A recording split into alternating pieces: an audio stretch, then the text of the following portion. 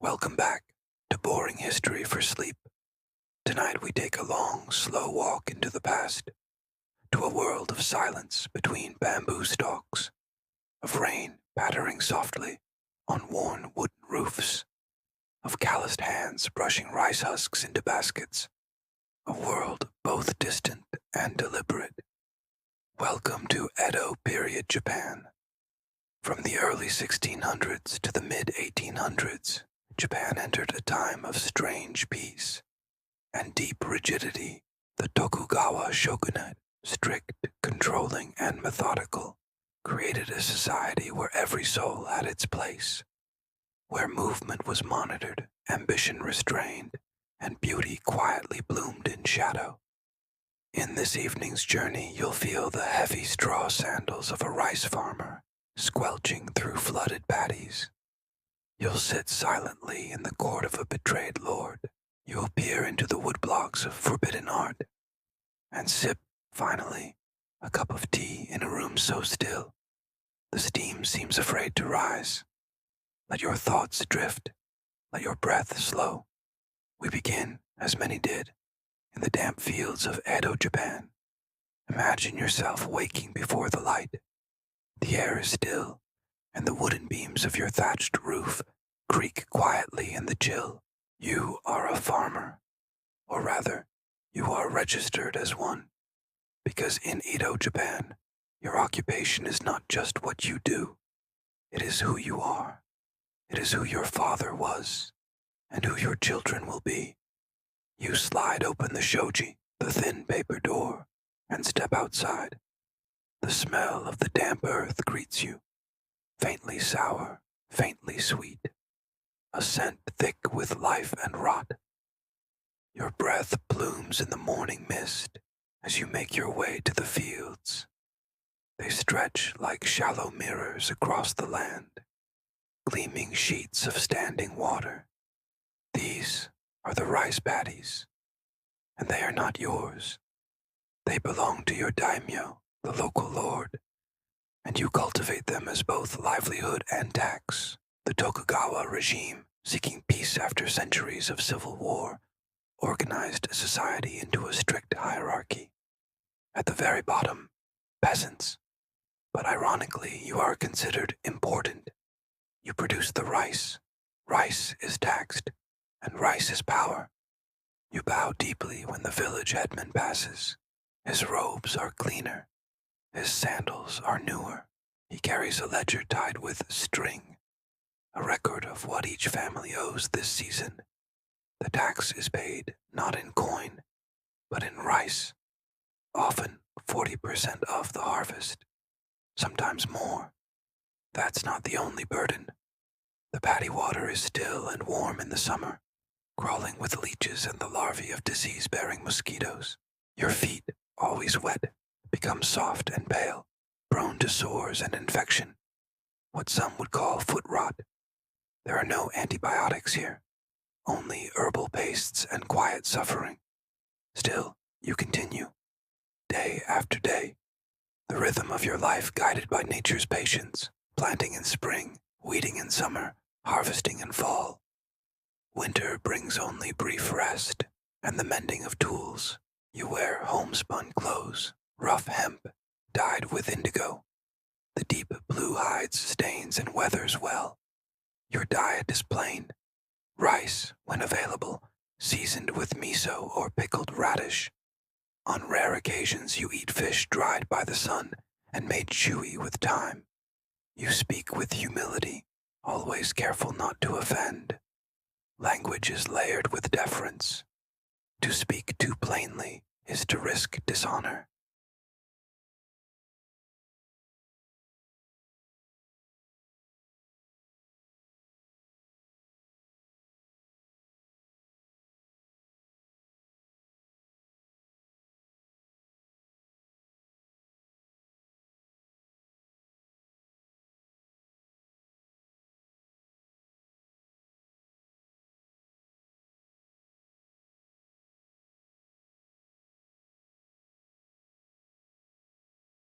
The warmth of shared sake among neighbors after harvest, the soft rustle of silk when the priest visits from the temple, ceremonies for ancestors, lanterns floating down the river at Obon, glowing softly like memories that refuse to fade. You do not dream of rising. Ambition is not encouraged. Movement is restricted. You cannot simply leave your village or change your profession. You endure, year after year, under the weight of taxes, under the rules of rice, under the gaze of the powerful. You find small pleasures in routine, in tradition, in the predictability of your days. And in this, perhaps, a kind of peace. As the sun sets, you return home. You light a small oil lamp and eat in silence. Outside, the crickets begin their nightly song, a lullaby for the weary, and now we leave the fields behind, rising from the damp earth, stepping over rows of straw bundles and faded dreams, to follow a different rhythm, one of loyalty, loss, and revenge, a story whispered across generations. Whenever you're ready, just say continue to begin segment 2, the 47 Ronin, honor, betrayal, and slow-burning revenge. Let the rice fields fade into mist.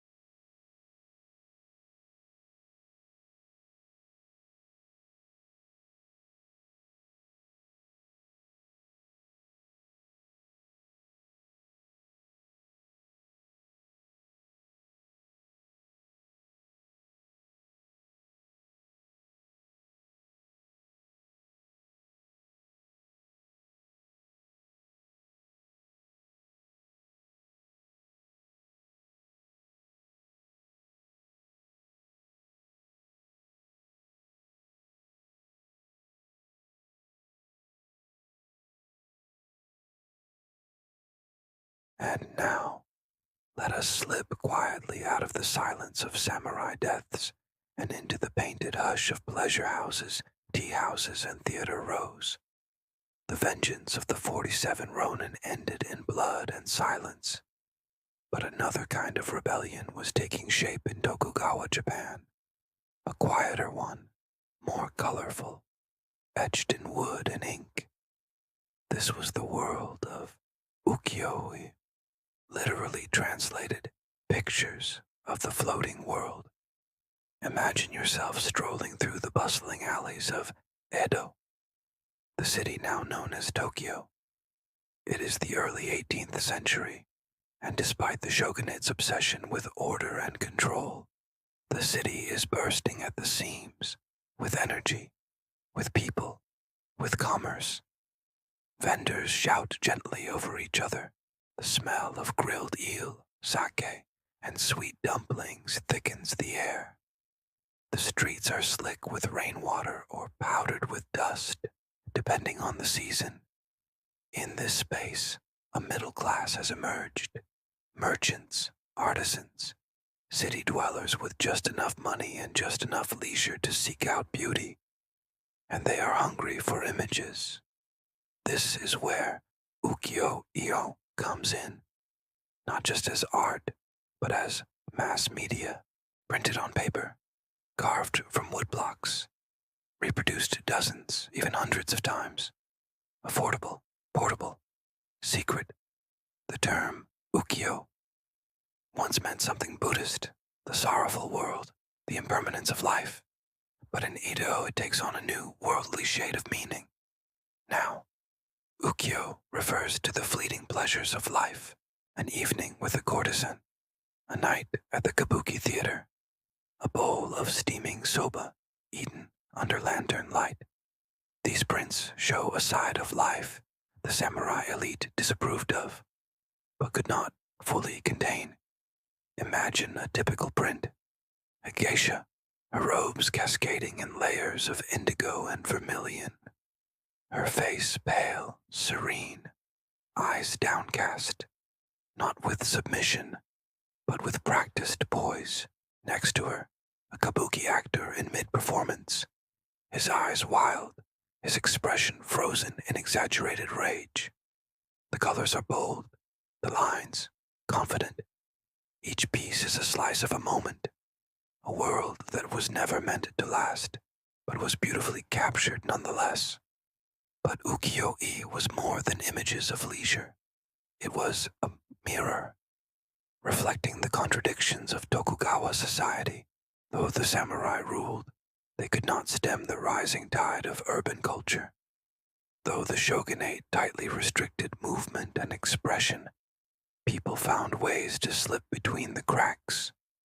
Erotic prints called shunga circulated quietly.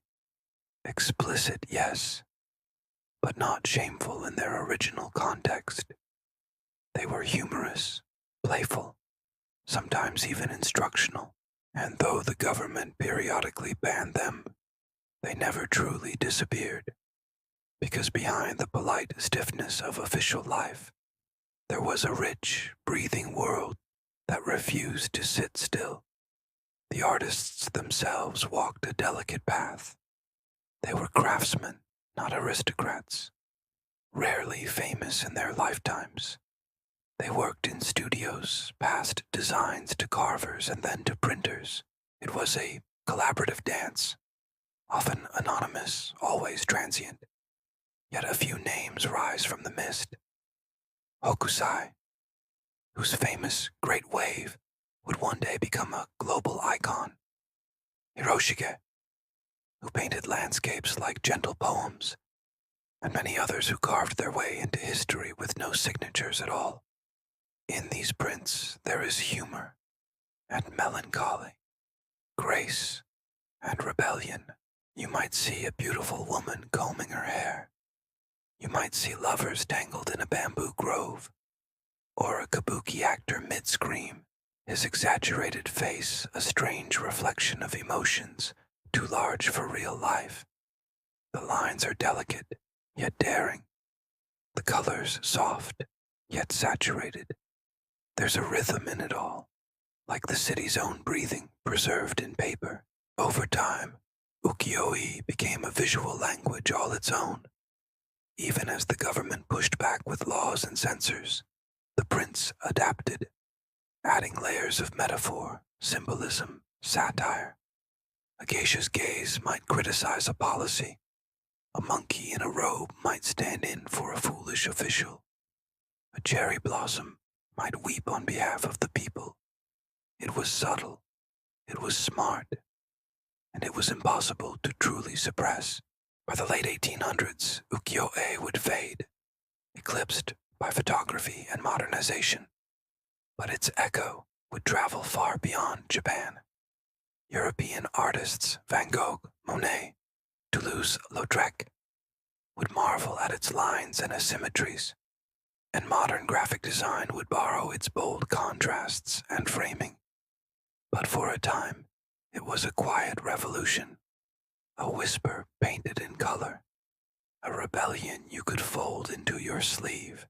So now, let the paper curl just slightly. The ink has dried. The courtesans have bowed goodnight, and the actor's makeup has been washed away. We leave the floating world behind and turn instead to its mirror image, the still, ceremonial calm of the samurai class. For in a world of swirling color and hidden desire, there still existed men who could sit for hours in perfect silence. Let us now withdraw from the vibrant streets and prints of Edo, step past the painted screens, and tread quietly into another world entirely, a room of silence, of ritual, and of waiting, the world of the Babi Samurai tea ceremony. Imagine yourself walking barefoot along a stone path, each step carefully placed, your pace slow and deliberate. You approach a small, humble structure, its thatched roof low, its wooden walls aged but clean. It is quiet, surrounded by trees, just off the road, and yet it feels a world away from the city you left behind. This is the Shashitsu, the tea room. No grand castle, no lacquered opulence, just a single door so low you must bow to enter, whether lord or servant. This is by design, because the tea ceremony, Chanoyu, was more than drinking tea. For the samurai of Tokugawa, Japan, it was a form of discipline, philosophy, and sometimes quiet resistance. In a world rigid with codes and hierarchy, where status was inherited and emotions masked, the tea room offered something different: stillness. The ritual of tea had its roots in Zen Buddhism, brought to Japan from China centuries earlier. But in the Edo period, it took on a new, austere beauty, a way for warriors to practice control, refinement, and introspection without swords. Inside the tea room, there was nothing unnecessary. Tatami mats, a scroll chosen for the occasion, perhaps a flower in a clay vase. Everything intentional. The tea master, dressed simply, moves like a whisper. He folds the cloth. He rinses the bowl. He lifts the bamboo whisk with quiet precision. There is no hurry, only the rhythm of water, the sound of steam, and the soft click of ceramic on wood. Even the tea itself. Matcha, powdered green tea, was symbolic. Bitter, yes, but also calming, a drink that demanded attention. To sip it properly was to slow your breath and your thoughts. For the samurai, this was not indulgence, it was training, mental clarity, aesthetic discipline, to notice the grain of the tea bowl, to sense the heat of the water just before it boils, to compose your posture so that not even a sleeve rustles out of turn. This was the art of presence. One of the great figures in the development of this tradition was Sen no Rikyu, a 16th century tea master whose influence reached into the bones of Tokugawa culture. His philosophy was called wabi-sabi, the beauty of imperfection and impermanence. A cracked cup, a crooked vase, a faded cloth. These were not flaws, but signs of authenticity, of time past, of simplicity over grandeur. And though Rikyu lived before the Edo period, his ideas lingered, quietly shaping the way samurai understood the world. Because in a time when showing emotion was dangerous, when violence simmered just beneath the surface, a tea ceremony could be a refuge or a weapon. Yes, even this. Meetings between rival lords were often held in tea rooms. Behind the silence, politics brewed like water in a kettle. A misplaced bowl, an unexpected guest, even the choice of scroll on the wall could carry meaning. Everything meant something. In some cases, a tea gathering might precede a ritual suicide, not in fear, but as a final act of dignity. To sit with a companion, to share tea one last time, to leave the world with clean hands. Even in death, there was ceremony. But for most samurai, the tea room was not a place of endings. It was where they practiced their greatest discipline, control over the self. There were no swords inside, no armor, no rank. The host and the guest were, for a time, equals, bound not by orders, but by quiet respect. It's hard to imagine, perhaps, that these were the same men who had once ruled through blood and force. But by the 18th century, many samurai were bureaucrats, scholars, or administrators. They kept their swords, yes, but their battles were often internal, and so they perfected the smallest things. How to pour, how to fold, how to wait, a brushstroke, a breath. This was not a performance. It was a philosophy. And as you sit in this imagined tea room, your knees tucked under you, your hands warm from the bowl, you might find that time is slowed, that the silence hums, not with emptiness, but with presence. The candle flickers, the kettle sighs, and beyond the paper walls, a garden waits quietly for nothing in particular. In this place, the weight of history feels light, because everything, like steam rising from the bowl, will pass. And so, we leave the tea room behind. We bow low as we exit and step back into the broader world of Tokugawa, Japan, a world shaped by contradiction.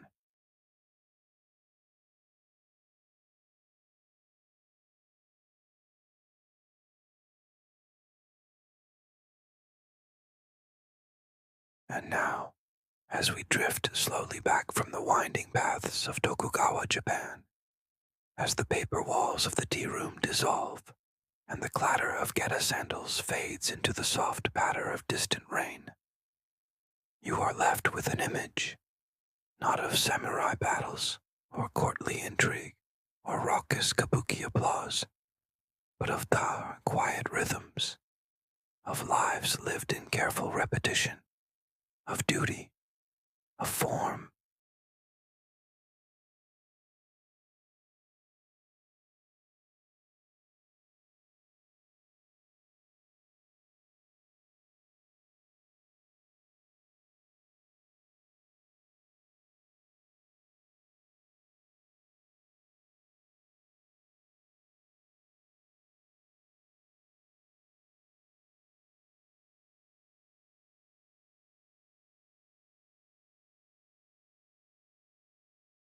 Moving slowly toward its inevitable end, from the forbidden woodblock prints that dared to dream of a fleeting world to the delicate, quiet obsession of a tea ritual. Held in silence, every aspect of life was guided not by chance, but by design. It was a society where deviation was dangerous, and yet even within the walls of strict tradition, artistry bloomed, where rebellion wore a painted face, and grace was a form of armor. And as you lie here now, perhaps with your breath a little slower, perhaps with your thoughts gently wandering, you may find yourself still walking those narrow lanes, hearing the soft slosh of water in a bucket, or the faint whistle of wind against rice stalks. The people of Edo Japan would not recognize our world, but they would understand the rhythm of it, the need for order, the tension between duty and desire. They would see, too, that even in a world bursting with noise, we still long for silence, for stillness, for a moment of peace between the pages of time. So rest now. Let your mind ease out of history. Let the past become soft around the edges, like the worn grain of a tea bowl, or the fading ink of a woodblock print left in sunlight. The world will wait. But for now, you are here, somewhere between centuries, between footsteps on a dirt path and the hush of a closing paper door. Sleep well, and thank you for walking with us through the long and ordered dream of Tokugawa, Japan.